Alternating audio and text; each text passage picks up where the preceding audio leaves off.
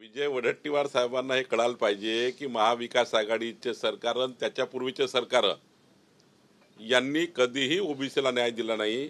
देवेंद्र फडणवीस सरकारमध्ये 18 मराठा 17 ओबीसी मंत्री आहेत। खरं तर इतका मोठी संख्या आहे।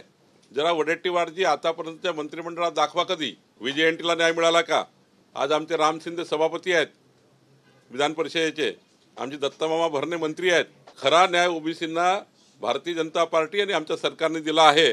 त्यामुळं जरा पार्श्वभूमी तपासूनच बोललं पाहिजे वडेट्टीवारांनी।